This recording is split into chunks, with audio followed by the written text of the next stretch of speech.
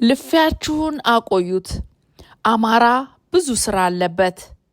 የሰሞኑ የአማራ ህልውና ትግል ተቆርቋሪ ነን የሚሉ ፖለቲከኞች፣ የሰው ልጅ ጠበቃ ነን የሚሉ ቲክቶከሮች፣ ጋዜጠኛም ተጫዋችም ተከላካይም የኛው ነው የሚሉ ተገለባባጭ ሰዎች አፋብን ከተነካ በነጭ ሻሽ ቅበሩን አይነት ቃላት ስንጠቃ ውስጥ ገብተው አብረን እንድንላፋ እየጎተቱን ግማሹን በትዕግስት ከፊሉን በትዝብት ለማሳለፍ ብንሞክርም ሀሳባቸው ትግሉን ይዞ መውደቅ እንዳይሆን ሰጋንና ጥቂት ማለት ወደድን።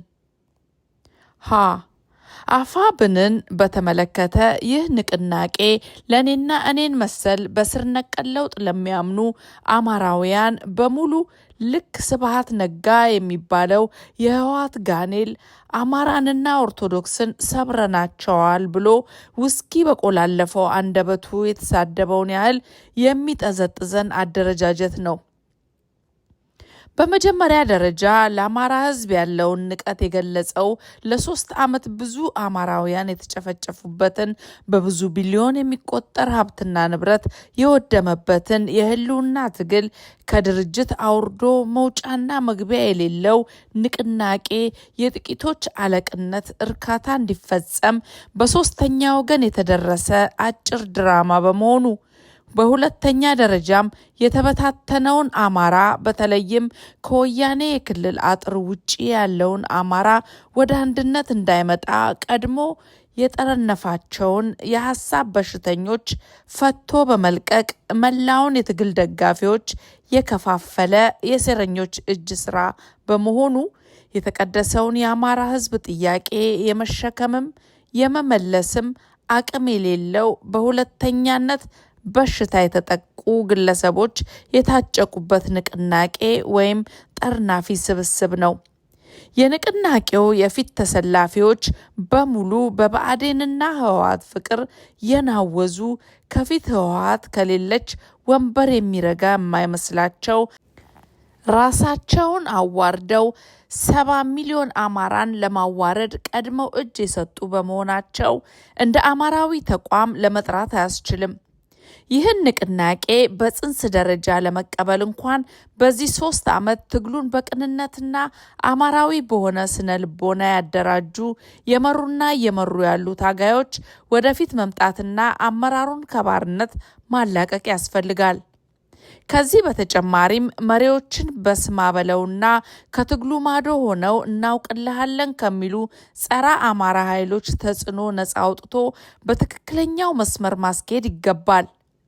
በዚህ አጋጣሚ በአማራ የህልውና ትግል እየገባችሁ የምትፈተፍቱ ሁሉ በደንብ ማወቅ ያለባችሁ እናንተ ቀብታችሁ የምታስቀምጡት የትግል መሪ መቼም ቢሆን አማራን ነጻ እንደማያወጣ ስለሚታወቅ ጉልበታችሁን አትላጡ፣ ትግላችንንም አትጎትቱ ማለት እንወዳለን።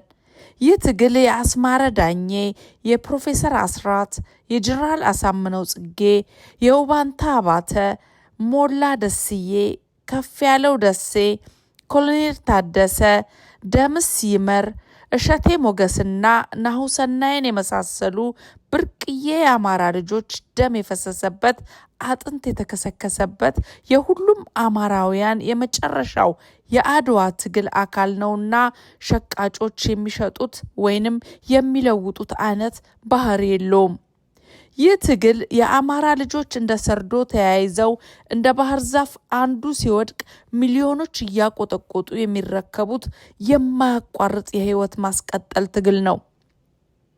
ይህ ትግል አማራ እንደ ሰው ተከብሮ በአቅሙና በመክሊቱ ሰርቶ የሚኖርበት የራሱ መኖሪያ ሰፈር፣ የአምልኮ ቦታ፣ የአገልግሎት ተቋማት መስርቶ የሚኖርበት የተካደ ማንነትን የማስመለስ የዳዊትና የጎልያድ ትግል ነው። ይህ ትግል ከ90 ዓመታት በላይ አማራን ከምድረገጽ አጥፍቶ ኢትዮጵያና አማራ የሚባሉ ስሞችን ወደ ነበሩ ለመቀየር የተሰራውን ቀመር አጥፍቶ ዳግም አድዋን የማጽናት ውስብስብና ስክነት ሞራል አማራዊ የአሸናፊነት ስነ ልቦና የተላበሰ የአማራም የኢትዮጵያም መሪዎች የሚወለዱበት ቅዱስ ትግል ነው። ውሽልሽልና በስነ ልቦና ቀድሞ የተሸነፈ ገና በአግባቡ ተመዳድቦ እንኳን ትግሉን እንዴት እንደሚመራው ሳይገባው የባህር ዳር ስልጣን ናፈቀኝ ብሎ መጀመሪያውና መጨረሻው የማይታወቅ አደራድሩኝ የሚል ደብዳቤ የሚጽፍ ስብስብ ለትግሉ አይመጥንም የምንለው በዚህና ለአማራ ሕዝብ ክብር ስንል በማንጽፋቸው በርካታ ልብ ሰባሪ ምክንያቶች ነውና እንላፋ የምትሉን ልፊያችሁን አቆዩት። አጋርነቱን በተመለከተ በዚህ ጉዳይ ገና ንቅናቄው ከመነቃነቁ በፊት ተደጋጋሚ ማስታወሻ አቅርቤያለሁ። እንደ አማራ ያለ ትልቅ የመንግስት ስርዓት ምስረታ ልምድ ያለው ተቆጥሮ የማያልቅ የታሪክ ባለቤት ከ7000 ዓመታት በፊት ስነ መንግስት ምን እንደሆነ የሚያውቅ ቅኔ ማህበረሰብ በእምነት፣ በባህል፣ በስነ ጽሁፍ፣ በስነ ከዋክብትና አብሮ በመኖር ለዓለም ትምህርት የሚሆን ማህበረሰብ በሰው ቁጥር ደረጃም ከጎረቤት ሱዳን ህዝብ ቁጥር በላይ የሆነው አማራ የመጥፋት አደጋውን ለመቀልበስ በአንድ ቀን ከ45 በላይ የክልል ከተሞችን ያለበቂ ስንቅና ትጥቅ መቆጣጠር የቻለ ጀግና ህዝብ ተለምኖ እንጂ ለምኖ አጋር የሚፈልግበት አንዳችም አመክንዮ የለም። አሁን የንቅናቄው መሪ ነን የሚሉ ግለሰቦችን አጥብቀን የምንታገላቸው ከላይ የተጠቃቀሱትን የአማራ ስነ ልቦና አጥተው በየመንደሩ አጋር ፍለጋ ሲዞሩ ስናይ ነው። ይህ ሁለተኝነት የብአዴን አሽከሮች ደመቀ መኮንን፣ ገዱ አንዳርጋቸው እና ተመስገን ጥሩነህ ስነ ልቦና ነው። ስለዚህ የአማራ ህልውና ትግል የራሱን ቅድመ ሁኔታዎች አስቀምጦ እንደ አማራ ህልውናቸው ተመሳሳይ አደጋ ላይ ካሉ አካላት ጋር በሰጥቶ መቀበልና በጋራ ጥቅም ላይ የተሰነደ ግልጽ ስምምነት አድርጎ ትግሉን ወደፊት ያስኬዳል እንጂ ሀገር ገንጥለው የአማራን ርስት ለመውረር ካቆበቆቡ ተቸካይ ኃይሎች ጋር ስምምነት የጅብ ጓደኝነት ከመሆን የዘለለ አማራው ላይ ጠላት መጋበዝ በመሆኑ ተገቢ ጥንቃቄ ማድረግ ለነገ የሚያደርግ ጉዳይ አይደለም።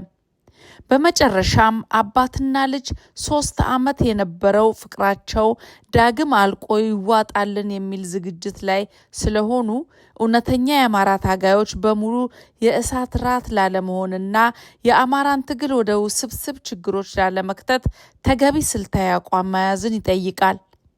በአንድ በኩል ጨፍጫፊው አብይ አህመድ ውጊያውን አማራ ህዝብ ላይ አድርጎ አማራንም ህወሓትንም ለመምታት የተዘጋጀ ሲሆን ህወሓት ደግሞ አጋር የምትለውን የኤርትራ ሰራዊትና በሱዳን የከረመውን አራጅ የሳምሪ ቡድን ከሱዳን ጦር ጋር በማቀናጀት አብይንም ለመበቀል የአማራንም መሬቶች ቆርሶ ለመገንጠል የረቀቀ እቅድ በመሆኑ ይህን ሁኔታ አሸናፊ ሆኖ ለመውጣት የሚያስችል አማራዊ ጥበብ ያስፈልጋል። በሌላ በኩል በየቦታው ያለው አማራ ትግሉን ለንቅናቄው ትቶ መተኛት መበላትን ያስከትላልና በሁሉም አካባቢ ያለ የአማራ ልጅ ደጋግሜ ነግርሃለሁ፣ በያለህበት ተሰባሰብ። የመጣብን አደጋ በብዙ ሴራዎች የተጠማዘዘ ነውና እነከሌ ነጻ ያወጡኛል ብለ ከተኛ ላትነሳ ትችላለ። ብትነሳም ሀገር ተበታትና አማራም ታሪክ ሆኖ እንዳታገኘው ተደራጅ። የሚሆነውን ነቅተ ጠብቅ። በሚሊዮን የሚቆጠሩ የአማራ ታጋዮችን በሁሉም ዘርፍ ደግፍ፣ አበረታታ። የዛሬውን ማስታወሻ ከመቋጨቴ በፊት የአማራ ክልል በሚባሉት ዋና ዋና ከተሞች የብአዴንና የኦነግ ሰዎች የመሬት ችብቸባና ዘረፋ ላይ የተሰማሩት ገንዘቡን ነው መሬቱን ይዘው ለመፈርጠት ያሰቡት? ሰሞኑን በዝርዝር እንመጣበታለን። የነገ ሰው ይበለን። ከአዳባይ የካቲት 12 2018 ዓመተ ምህረት